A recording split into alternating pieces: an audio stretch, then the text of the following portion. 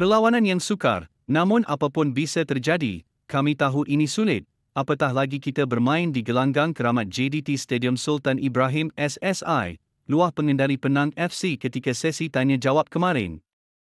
Pengendali Penang FC, Wan Rohaimi Wan Ismail tetap mahukan skuadnya bersedia untuk berdepan satu malam yang sukar di Iskandar Puteri apabila mereka bertemu Johor Darul Tazim JDT untuk tugasan Piala FA tumpas 1-2 pada aksi suku akhir pertama. Harimau Kumbang mula mencongak peluang walaupun harapan adalah tipis apabila mereka berdepan JDT di Stadium Sultan Ibrahim pada Selasa. Buat masa ini, Wan Rohaimi gembira melihat persembahan skuadnya yang semakin baik dan mempunyai momentum.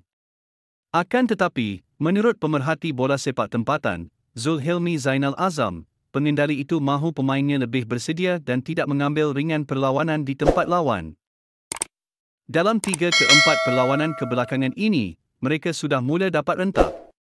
Saya harap kami dapat teruskan rentak itu untuk perlawanan pada Rabu. Kami akui yang perlawanan pada Rabu adalah perlawanan yang sukar bagi kami.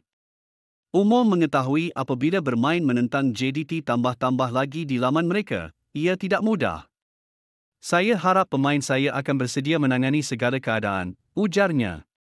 Setakat ini, Penang menduduki tempat ke-9 dalam Liga Super dengan mengutip 5 mata daripada 7 perlawanan diharungi mereka. Dalam 5 perlawanan terakhir Liga, mereka menang sekali, seri sekali dan tewas 3 kali. Akhirnya sekian informasi kami buat, semoga bermanfaat, jangan lupa subscribe.